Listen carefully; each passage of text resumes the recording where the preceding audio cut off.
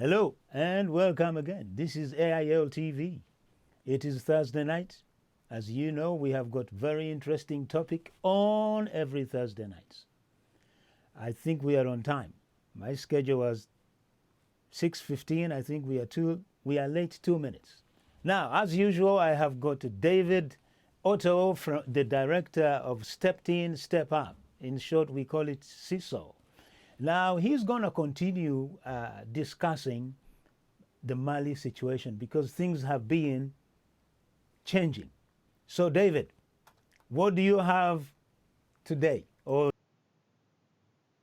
Thank you very much, Mr. Joseph Otino, and thank you very much again once more to the platform offered to us by Africans in London Television.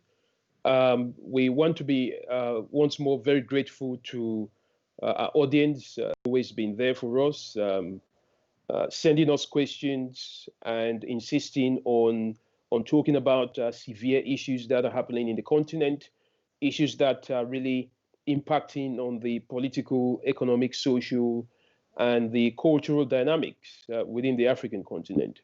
So, as Mr. Joseph said, we had a lot of requests from our audience to really, focus again on Mali.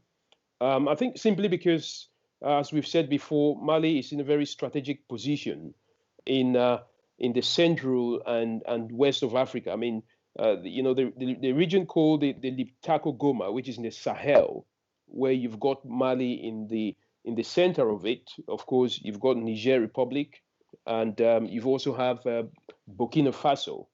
But the interesting bit about Mali, besides its historical and cultural, being famous for those areas. I mean, I was speaking to an individual recently, and he said to me, "David, you remember that one of the richest person that ever existed, Mansa Musa, came from Mali, and this is somebody who had lots of gold." So it tells you a lot about the historical importance of Mali.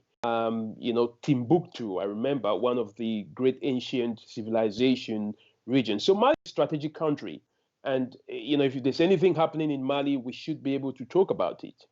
And, specifically, the audience has been talking about us, focusing a lot on the recent coup that happened in August of this year.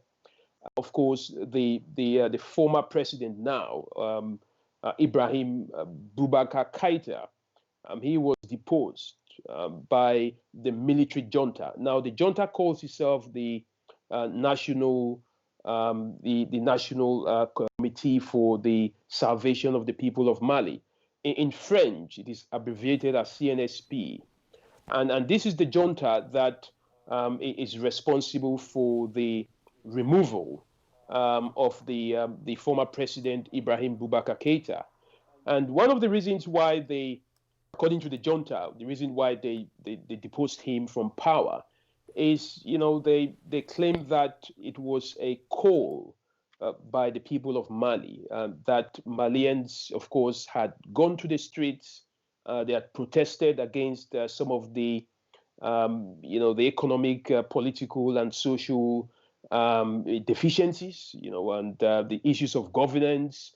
They had also talked about the insecurity, which is in the northern part of Mali. Of course, our experts again came and talked about the jihadist situation, the Al Qaeda and the Islamic Maghreb, the situation with the ISIS groups operating within that region, stretching up to Niger Republic. Of course, again linking up to countries like Nigeria and Chad. So the people have complained, and they went to the streets, according to the junta, to express their disappointment with the former leadership, and they had requested that he steps down. So this is, according to the junta, one of the reasons why they decided to take power from the former leader. But again, the issue here is what happens next. And today we've been told that the president of the CNSP, who has been at the head of this coup for since it began, Colonel Assimi Goïta, he has now, with his team, appointed a new president for the transition, for the transitional government. And of course, this is a guy who has been a former defense minister by the name of Ba Dao. And he's now been appointed as the transition president. And this comes, on the background of the meeting by ECOWAS, known in the French acronym as CEDEAO. They held a meeting in first of all, they had the meeting in Bamako, and then they had another meeting in Accra, Ghana, where the president of Ghana presided over the meeting. It was made very clear in that meeting that there was a need for a speedy transition. And one of the discussions that went through that that meeting that happened in Ghana was that the military, the CNSP, had to hand over power as soon as possible, and on condition that the CNSP will not be part of the transition government.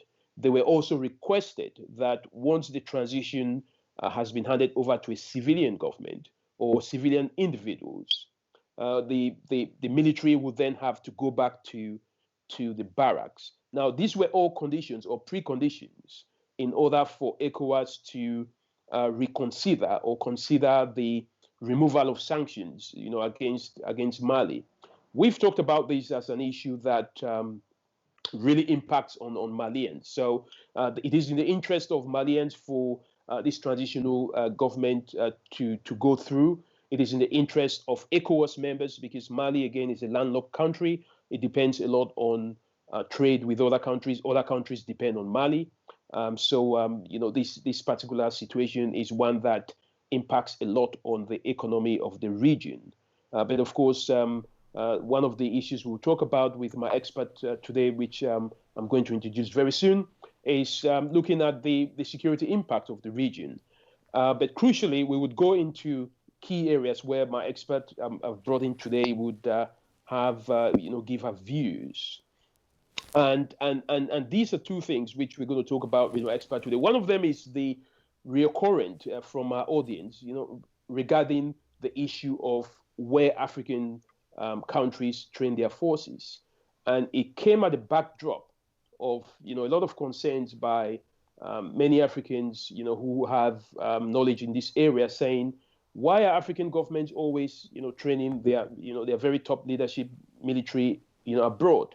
Or why do they, seem to have a lot more interest in training their security people abroad? When, if you reverse the situation, it doesn't happen, the same. So you don't see, for example, British forces going to Nigeria, for example, to be trained by the Nigerian forces. So we're going to talk about that with my guest today.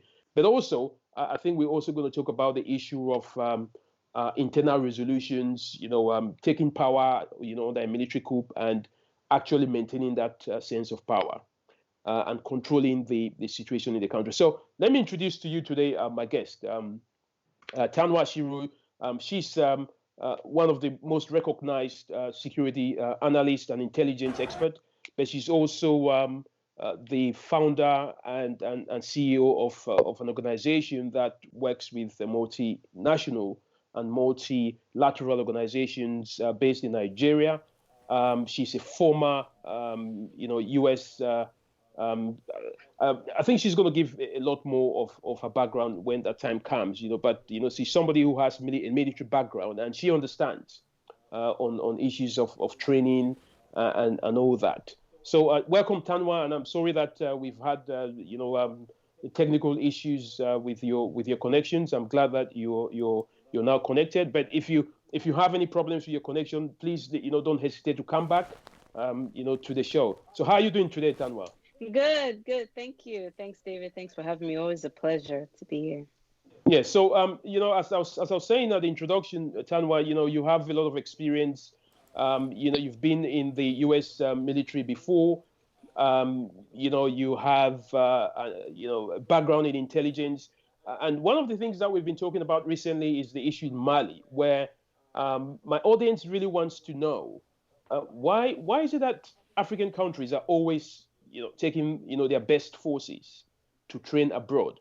And is there a link between this training that they receive and some of the coups that we see in Africa, which is being orchestrated by these military guys?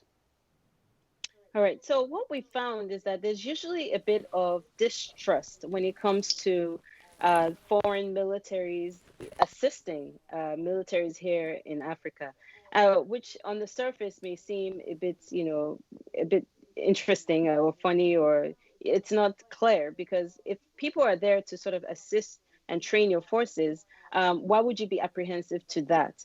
Well, the reason is that we often think that there's some ulterior motives. We cannot ignore the fact that slavery and colonization took place here, and so we Africans tend to see this sort of support as some form of just trying to, where Western countries are trying to maybe assert their presence here. They're trying to just keep a pulse on things going on here and trying to stop that complete detachment from them. Whereas on the other side, we have to look at it this way. Every country will do what is in their best interest. So, for example, the US or the UK would say, you know what, let's train African forces because we have it in our budget and we want to be able to assist other countries. Now, again, we are asking, well, why? Why are you doing that? What is the purpose of that? So there's a lot of skepticism on both sides, well, really on the African side of things. So that being said, it's no surprise, or it comes as no surprise that some of your viewers may be thinking, well, why do we keep sending our good people to go train with foreign militaries? And the truth is that there is a lot that we can learn. A lot of these foreign militaries have access to a lot of high-tech equipment that is being used today to maintain stability in different parts of different war zones. And also they have a lot of experience with wars. And if you think about it, America, the US and the coalition forces were in Afghanistan and Iraq for almost about 10 years, or a decade. So you can imagine how much experience in war fighting they've been able to pick up. So that being said, a lot of times when they're training other militaries, they're doing so that they can share some of that knowledge, share some of that capability. But then again, on the African side, we're sitting there, we're thinking, yeah, right, I understand you want to share capabilities, but what is the other motive? Again, I said that a lot of times things are done based on national interest. So the other motive for foreign militaries being involved here in Africa may have to do with either one, just asserting their presence across different continents, two, just trying to make sure that they maintain peace around assets that they have in all these other countries. For example, the US has a lot of assets across Africa in terms of different companies that operate here, oil and gas companies, et cetera. The same with France, the same with the UK. So sometimes when they want to sort of reassert their presence in other parts of the world, it's to make sure that they can provide support to any of these other corporations that are linked to their own countries. So again, it's a big give or take. There's a lot of trust and distrust behind it. But you would always send people who are the best of the best to go for additional training, because that way they can come back and then they are supposed to pass that knowledge forward in sort of like a train the trainer mode. So that's usually where that comes from. Yeah, so there's one other question which I think is important for us to talk about, Tanwa, here.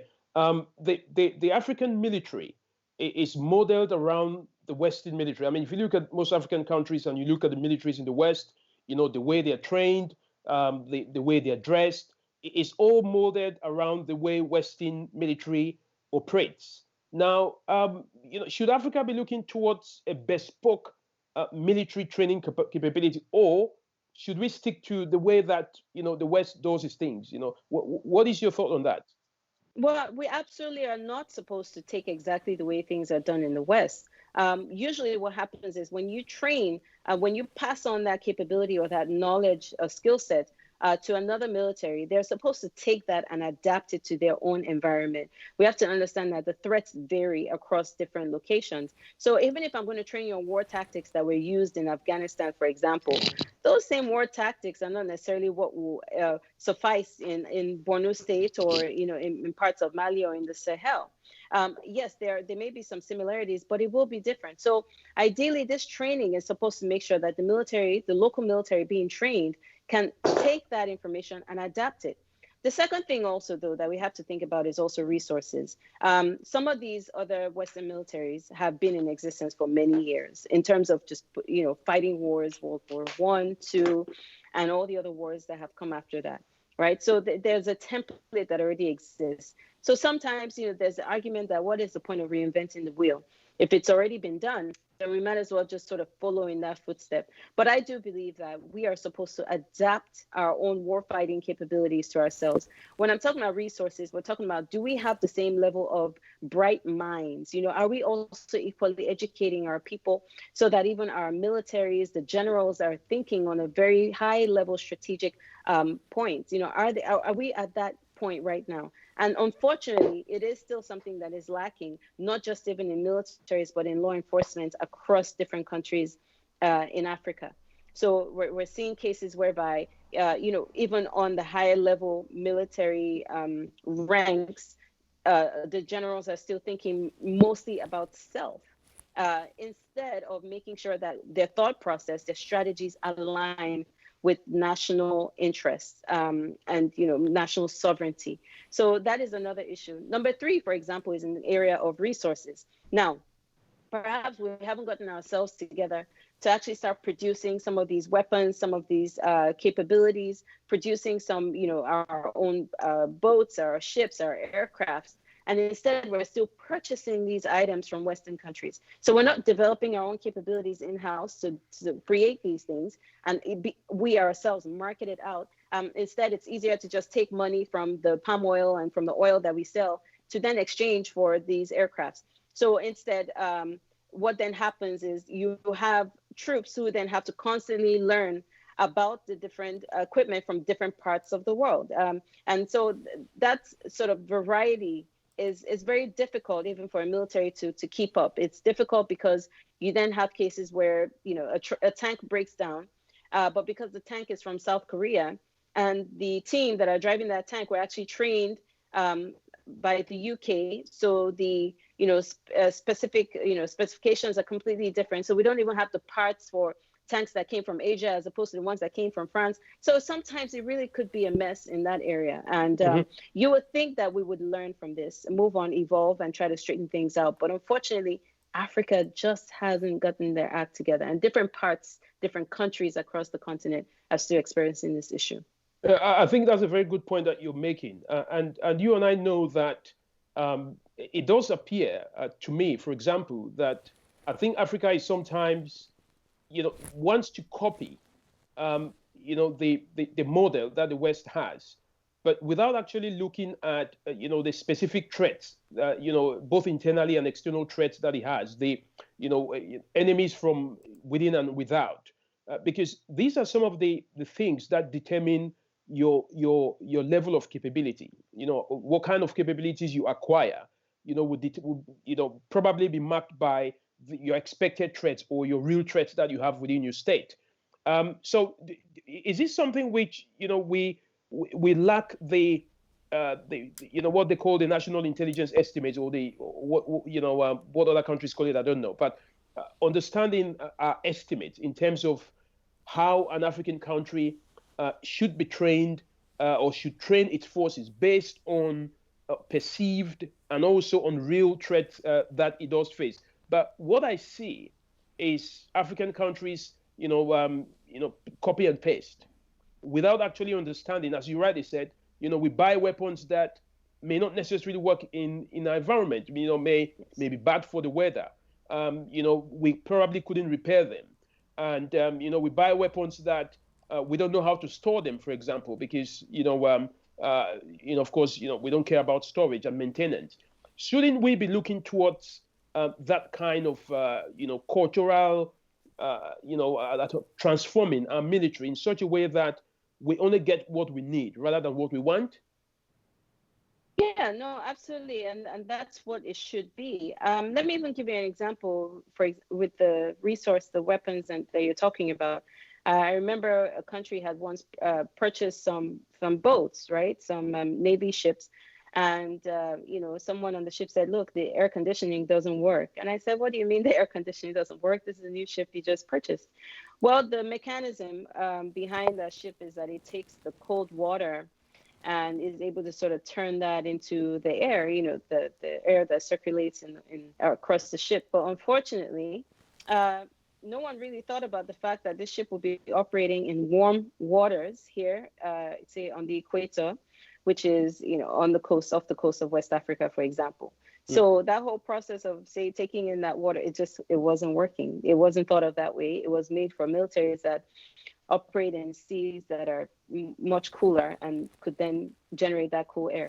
So again, this is a classic case of us just not, thinking well about actually acquiring those tools and those resources that are unique to us. And the truth is not, the West is not going to exactly make everything and put everything into considerations in terms of the limitations here on the equator, or the limitations in Africa or in the Sahel. And so this is where we really need to be the ones coming up with these things. The worst part about this, because you talked about a national intelligence estimate, and for those people who are not too familiar with that, that is pretty much it's a working document that the intelligence community comes up with, where they identify any kind of potential or future threats that they could experience.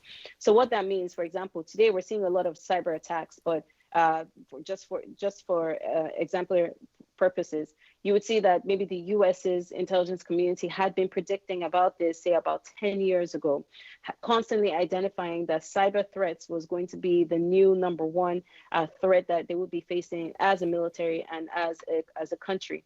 And fast forward, that's what we're seeing today. Now, let's take this back to Africa. It's known to be the youngest continent. Well, the nickname is that Africa is the youngest continent, simply because we have the highest numbers of young people across the entire continent. Maybe that may also be the reason why we're seeing increased insurgency or insurgent activity across the continent as well, meaning you have a lot of young people who are easily impressionable, easily influenced, don't really have a lot to do because we're not developing our industries. So they have a lot of time on their hands and they're impressionable. So someone comes to them and tells them different types of glory tales and gives them money and guns and resources and drugs. And before you know it, you have avid followers who are under the influence of something and are willing to just, do whatever it is they want to do. So you would think that by now we would look at it from a national intelligence estimate point of view and say, look, this our population, the age group of our population is really going to be a major threat if we are not actively engaging them. Some people have been screaming this aloud. They've been saying it over the last 10 years that the bulge, that bulge and that burst is going to happen very soon. But are the African leaders listening to it? Not necessarily. Are we seeing deliberate actions and steps being taken to make sure young people are engaged so that they do not find, being recruited and being radicalized as an option? We're still not seeing that strategic move. So the problem is that our mindset, or the mindset of a lot of African leaders tends to be very short term. I'm thinking just in the short term. I'm not thinking strategically. We're not trying to carry on a plan, a 10-year, a 20-year, 25-year, or 30-year plan. That's not what they think about. In fact, the moment one leader is ousted, the new set comes in and they're coming in with a whole new agenda as opposed to following some 30-year long-term plan some that continuity has already been set in place. Yes. Mm-hmm. Yeah, I get the point. That's a recurring thing. Mr. Joseph is going to ask a question, but Mr. Joseph, let me just get these questions across, and then you can come back to that. Going back to training, Tanwa, we've seen a lot that most of the time when a Western country goes to Africa to carry out the training, or if they want to train African countries or to build their capacity, that's the word which is being used. Now, the African countries would always select the best of their soldiers or their police and send to go and do this training. Shouldn't they be sending the worst so that those ones could be made better? If they're sending the best, and then of course what security and intelligence is. If a country can train your best with their best, it therefore means that they have a very good understanding of your capacity. Is that something that African countries are missing? So I've been involved in doing a lot of training for militaries not just across Africa, but even, in other regions of the world. And let me tell you something. There's nothing more frustrating than trying to train people that know nothing, no background, no assimilation, no understanding. It is incredibly frustrating. And I may as well not have even done any kind of training, because I know that they're going to leave and they're not going to continue, adopt, or even adapt any of the information that has been shared with them. Okay. So that is probably one of the reasons why you send the best of the best. You have to make sure that whoever is representing your country, overseas or anywhere else, you're putting your best face forward. And that's where that comes into play. Now, the whole idea, though, is not just for you to just train that guy and for that guy to just assimilate all that strength and information, but he's actually supposed to take that, come back home, all right, and then pass that knowledge forward. Figure out how you can adapt it to your environment, and how you can now include it in the regular training, especially if it's something that is absolutely critical for your own group, for your militaries, for your squadrons, whatever, to actually understand. So that's how that process is supposed to be. And most people are familiar with this. It's called train the trainer.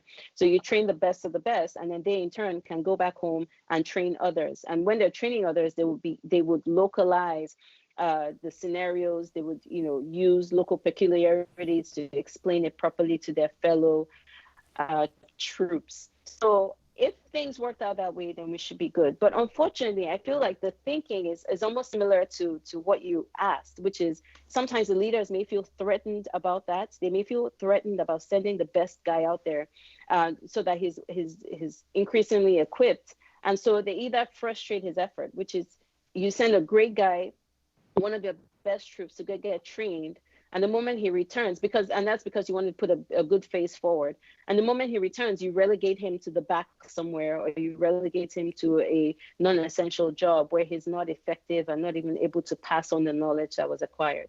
I understand, again, a lot of African countries have been through a lot of coups, right? So you're worried about having that charismatic younger officer who, is very knowledgeable, very skilled, and can equally use his charisma to turn a bunch of other people and other troops against the ruler of the country. So I can see where that thinking comes in, but I feel that is just it's an error of the executive level, it's an error where your leaders are not thinking strategically on how to harness this capability that's been given to the best of the best. Okay, Mr. Joseph, do you want to come in now, Mr. Joseph?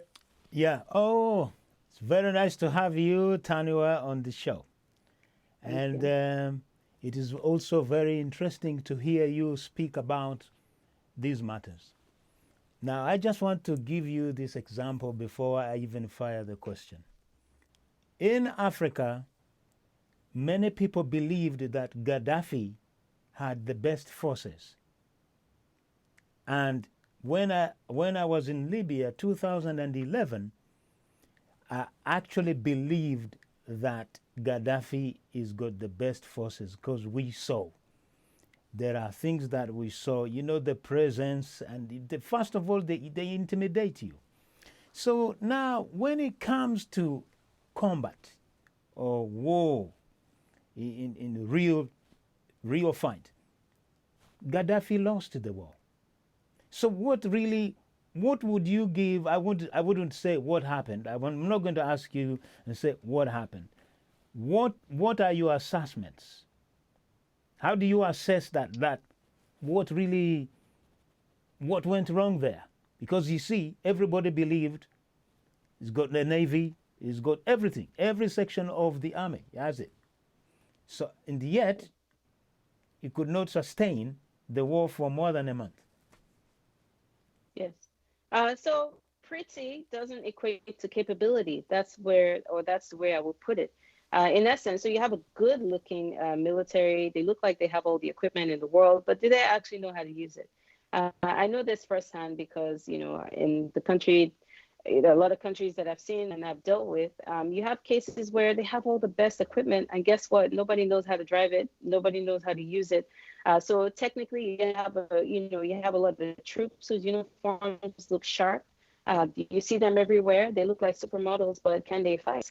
And so that is one of the issues I think that we saw with Gaddafi. We saw a lot of hubris. We saw a lot of, and not just him, I think that was also almost the same thing as well with Saddam Hussein. A lot of bravado, a lot of big talk. But when it came time to walk, unfortunately, you were dealing with people who had a lot more experience. And that's why you can see that some of the other militaries in the world have picked up on that. And they understand that your military force is not just about how good looking they are or how many equipments they have. It's about actually having a capable fighting force. And that is done through training and training upon training as well. So I think that was one of the major issues that we had with Libya. Now, the other thing, too, is that you will find oftentimes militaries tend to support governments that take care of them. And perhaps maybe that was something that Gaddafi had going for him as well, where you really look after your military. Now, let me even use a country like the United States, for example. You'll find that a huge, overwhelming number of military personnel tend to vote Republican. Because there's this idea that the Republican government tends to be more military favorable. Each time a Republican president comes in, he's the one who's giving raises to military personnel. So you tend to get a raise. Whereas when the Democrats or a Democratic president comes in, they're looking at how much they can scale back, how much they can cut down in military expenditure. And so because of that, you find that, and maybe because of other, factors as well, but you find that a lot of military people tend to support a more Republican government. So this is even just using democracy or a democratic country, for example. Now, imagine you take that to an African country where you have a head of state who just absolutely looks after the welfare and the well-being of his military.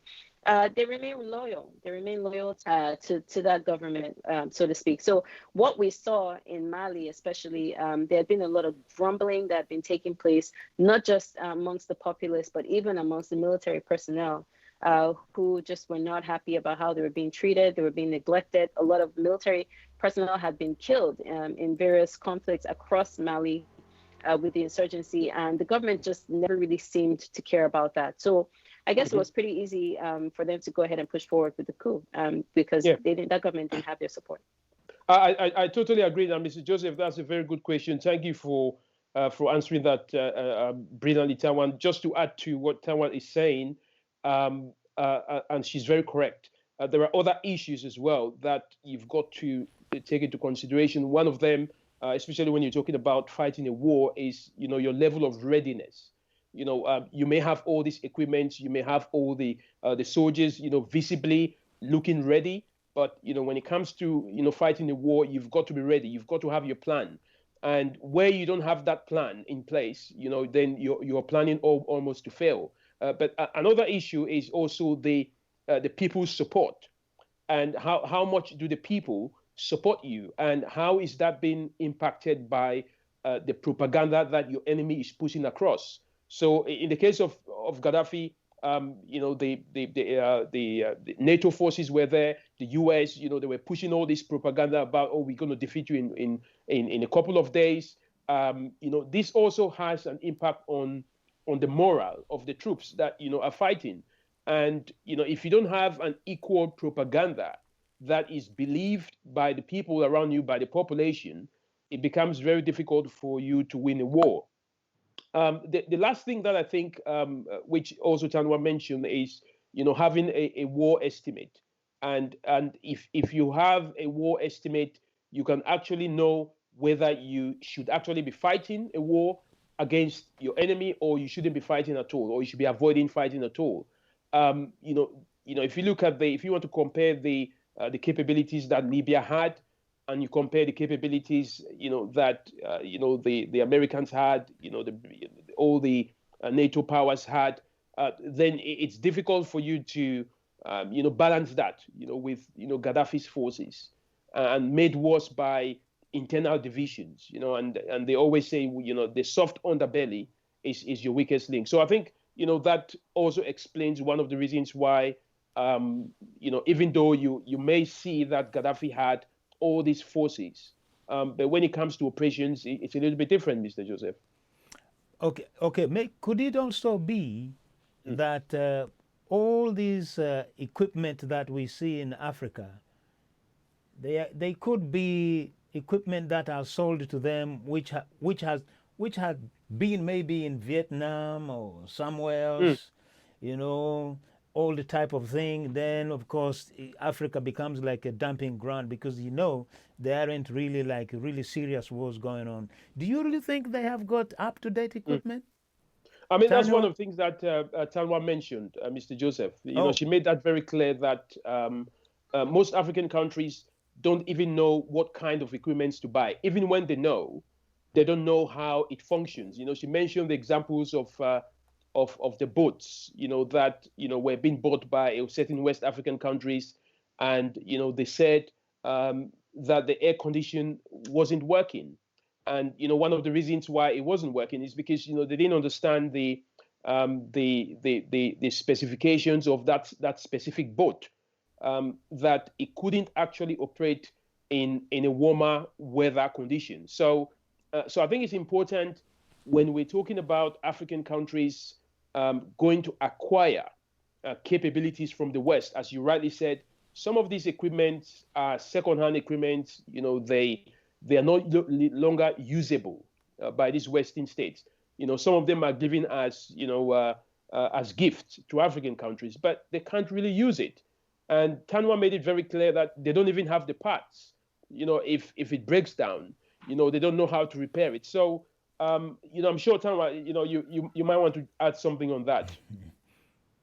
Yeah, so no, absolutely. And Joseph is right. Sometimes some of the equipment that is sold to some of these African militaries are actually equipment that should be old and obsolete. Sometimes they're refurbished, and our people just don't know any better, and they purchase those. There's sometimes equipment that the militaries are trying to get rid of because they've got a brand new, capable warfighting equipment, and they need to get rid of the older ones.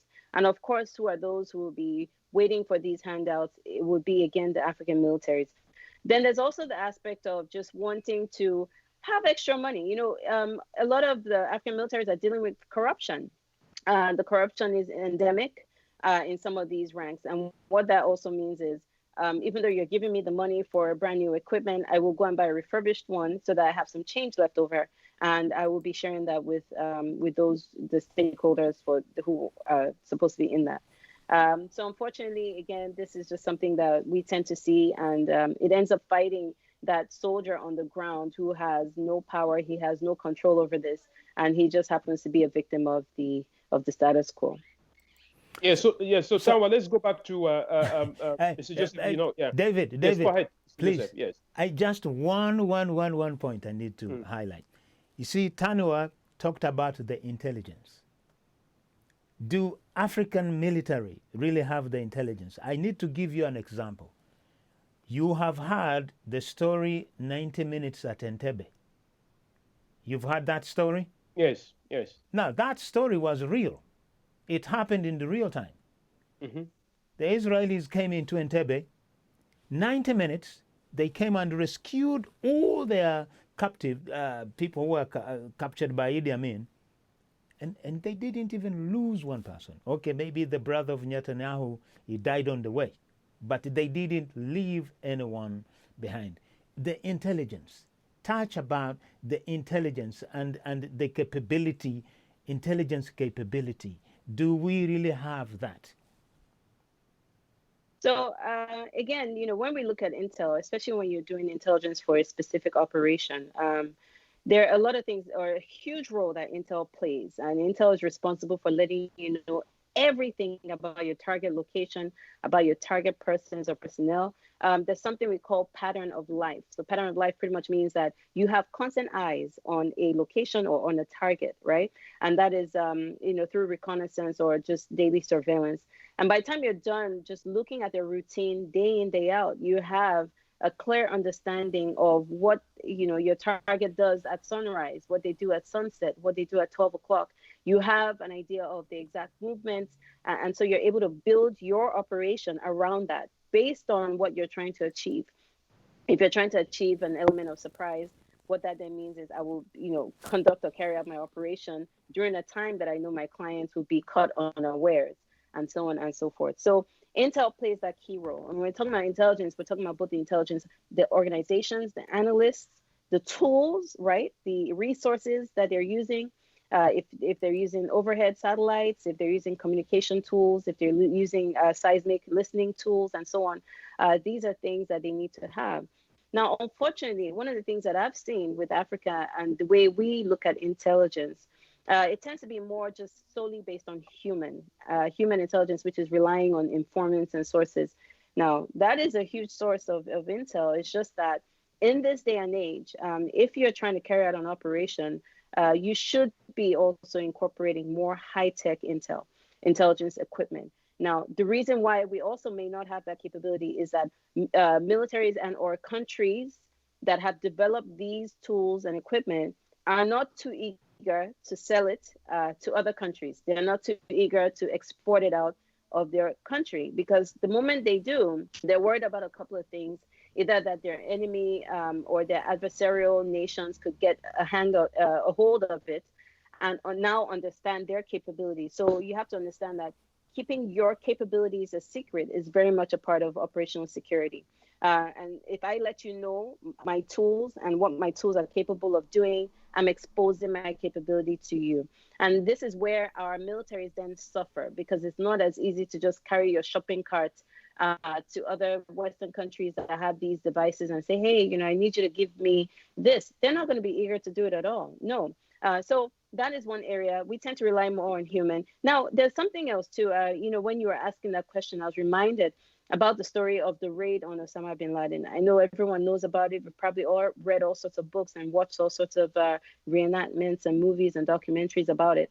But the interesting thing, right, which is the curious aspect of it, is looking at the day-to-day, like the team, the Navy SEAL team that carried out that operation, understanding what is it that makes them so eclectic, what is it that made them so successful.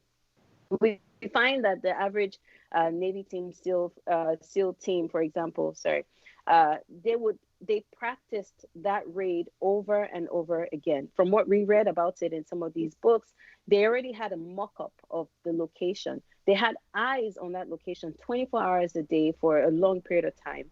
And then with that mock-up, the team that was going to go in and conduct this raid practiced it over and over again until they got the green light to actually go ahead and do it. So day in, day out, you're constantly just practicing an operation. So brings me back to your 90 minutes in Entebbe. Again, same thing. You have people who are trained for this sort of thing. They practice it day in, day out. It's not easy for us to replicate these things because it does require a lot of money, requires a lot of resources. And that's where that socioeconomic impact then sometimes fails us, fails Africa, fails the different African nations, because we're not able to dedicate the resources needed to actually build that excellent force.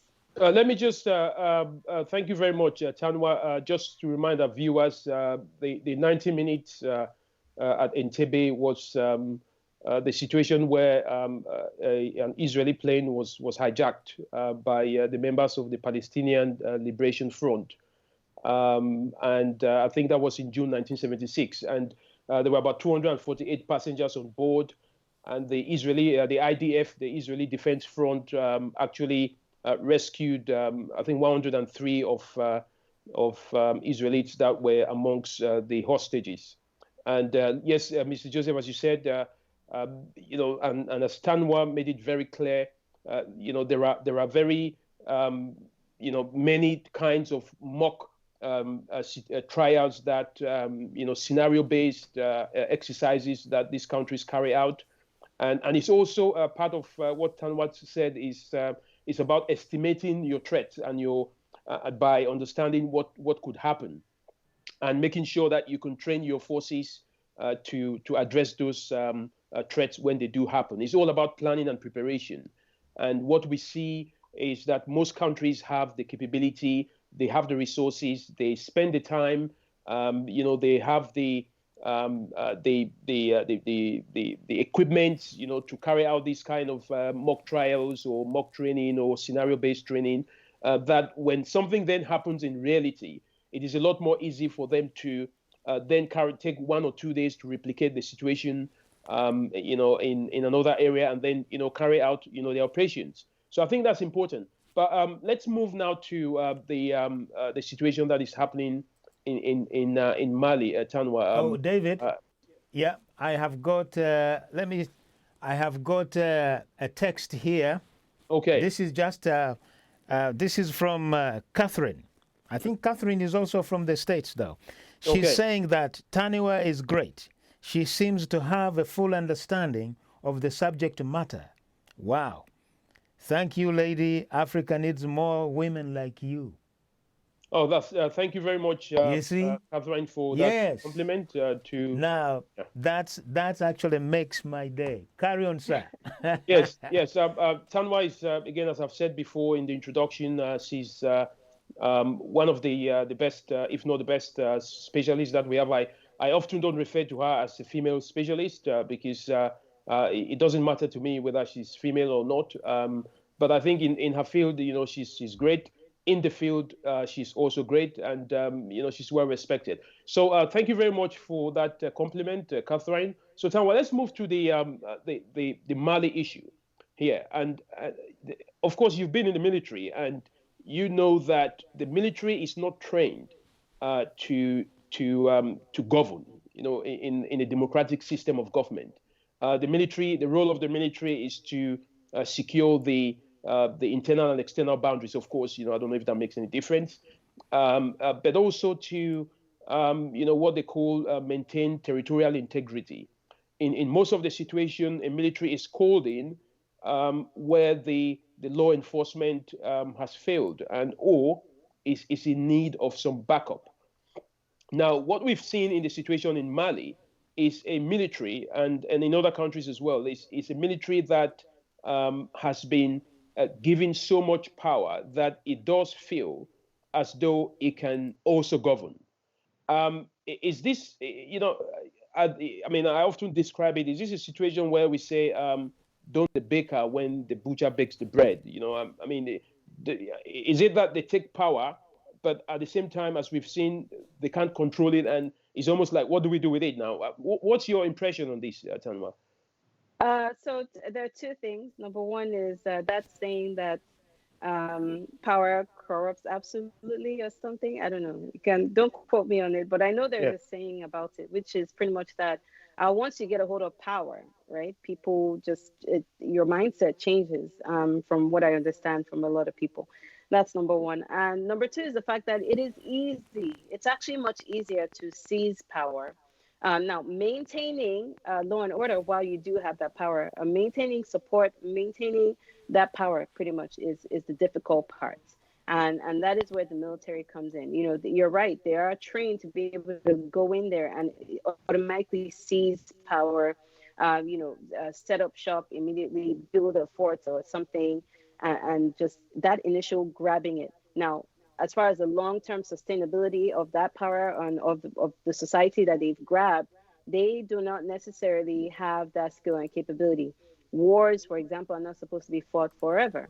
The whole idea is we go in, you win the battle, you seize your seat, or you seize power, and then you make a plan to transition it in whatever way is suiting them or the leaders behind it. So now, with regards to Mali, with regards to the coup, with regards to initially seizing that power and maybe not wanting to hand over, we've seen that a lot even in Nigeria, right? We had back-to-back coups, back-to-back military leaders, including one who wanted to be there forever and maybe eventually transition to a civilian leader because of all the pressures, the international pressures.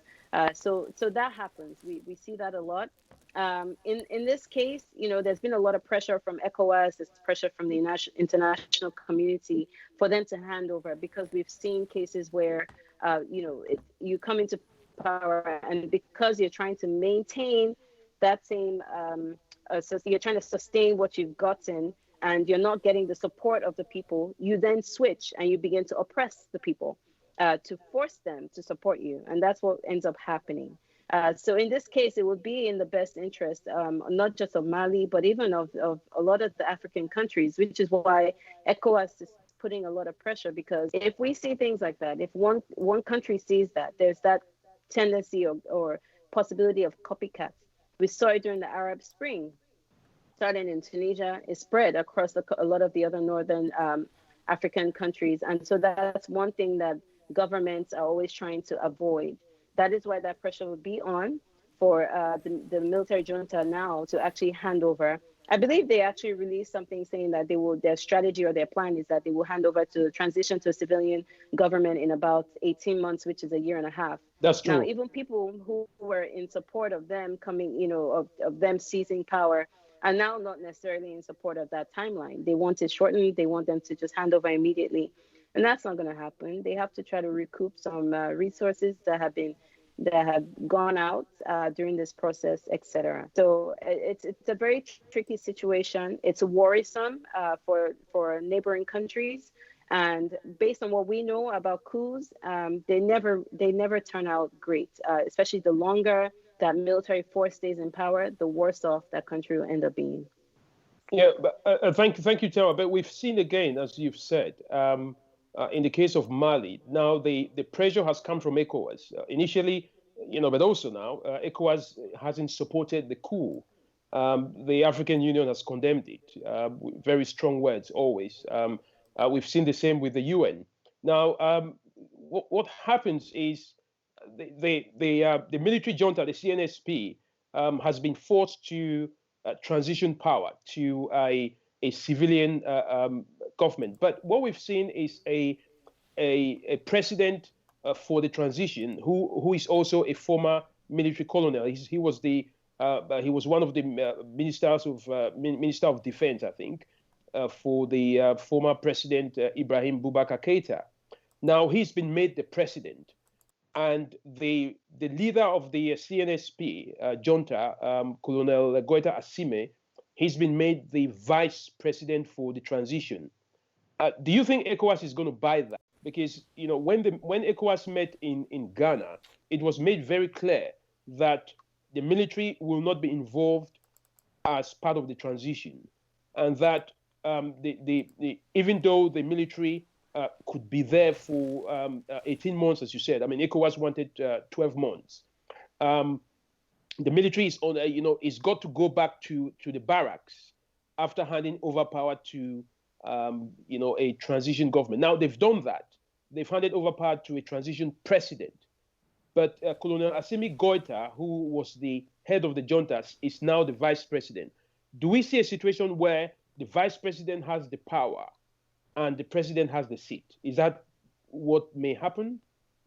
Yeah, I mean, we see that all the time, even in other different governmental structures. So you see cases where there's a president, there's a prime minister, and then the prime minister really is the one who has a lot of the powers, so to speak, or that there's a monarchy and then there's a president. And the monarchy doesn't do much, and it's really more on the president or the prime minister. So again, it could very much be a case whereby I put you in there to be the president. I'm the vice president, but you best believe that I am the one controlling things. So that is actually a very possible thing. This a scenario. The second thing as well is that ECOWAS has no bite, unfortunately. They're all talk and they're all pressure, but to be, when it boils down to things, they haven't been effective in sort of mandating anything or in controlling any government. Look, the same ECOWAS was actually sent there initially to try to broker peace, and prior to the coup, and it just never worked out that way. So that is the unfortunate aspect of ECOWAS. What we need to be doing is looking at what is the worst case scenario. Worst case scenario is the junta not wanting to hand over completely, coming up with some kind of cooked up story much closer towards that transition period, and then justifying the reason for them to stay in power. So that is the worst case. And then what would happen after that? How would ECOWAS react? I'm not sure any countries are eager right now to actually send in their troops. And I know the Nigerian military used to be the main composition of the ECOMOG, which is the ECOWAS military forces. Again, I'm not sure how eager Nigeria will be about sending any of their personnel, considering the fights and the fires that they're dealing with back at home.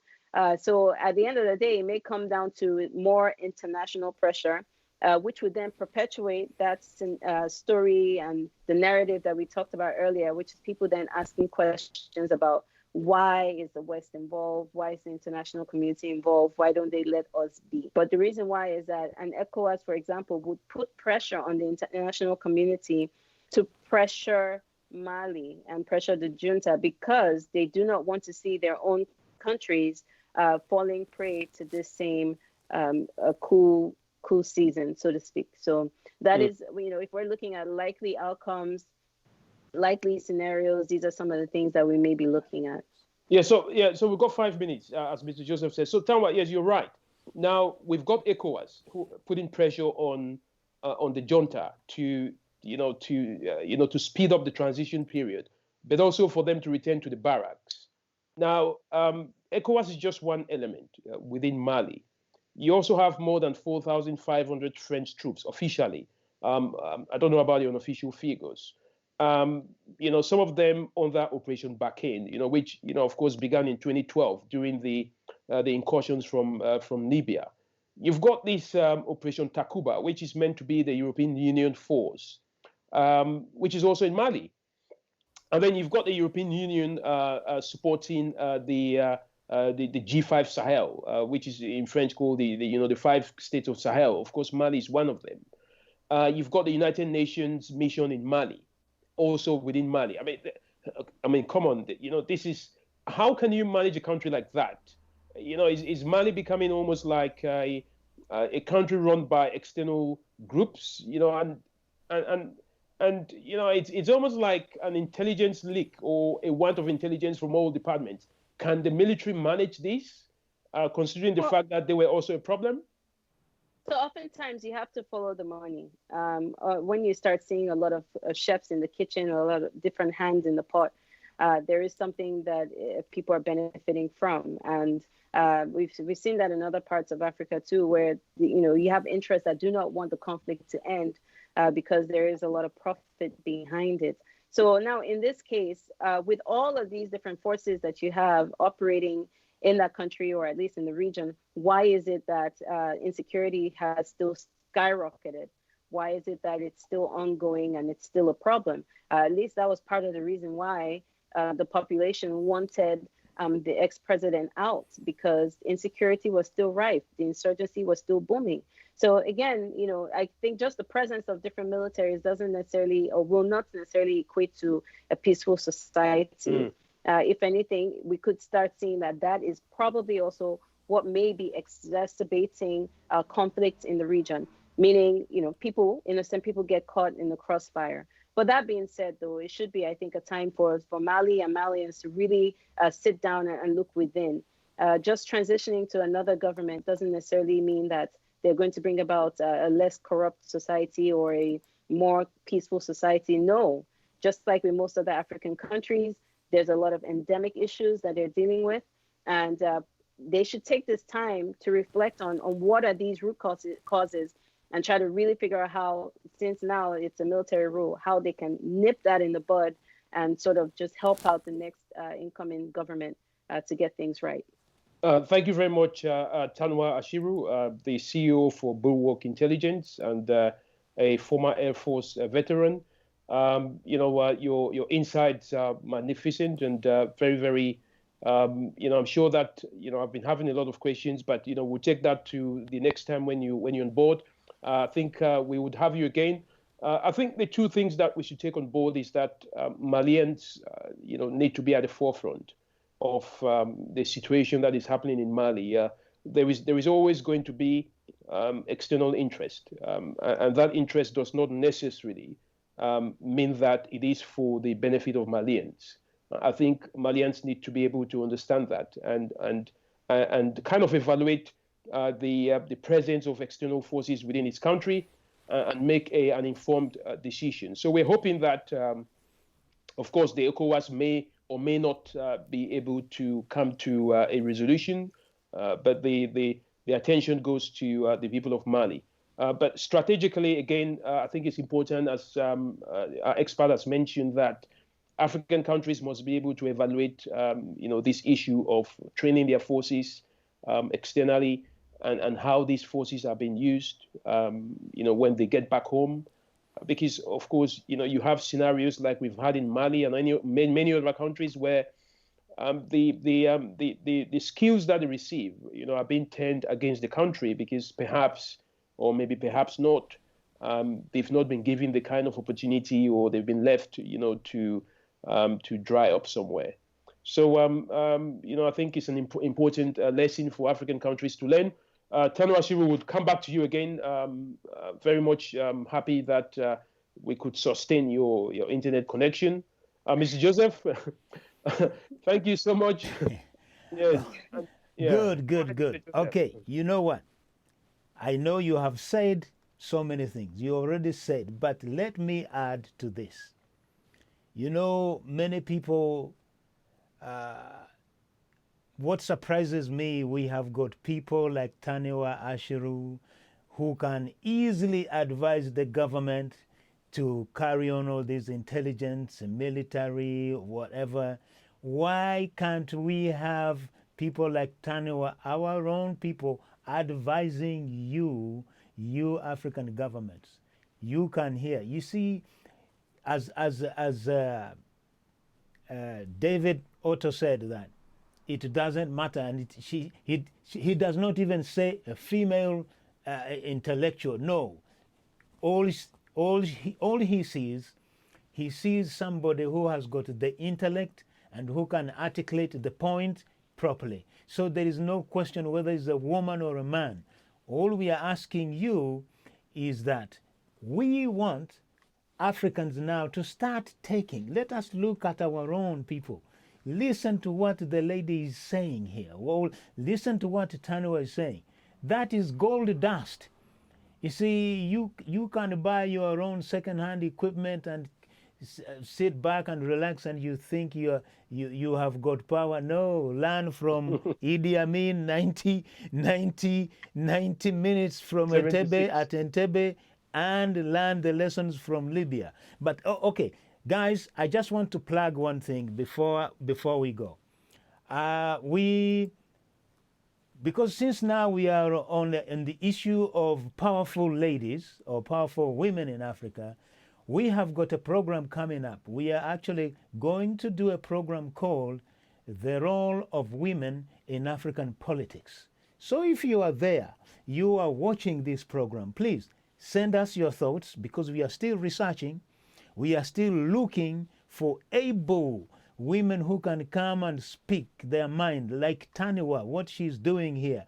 As David Otto said, she will be back. And on that note, I have just to stop here. She will be back. I can promise you that. And ciao.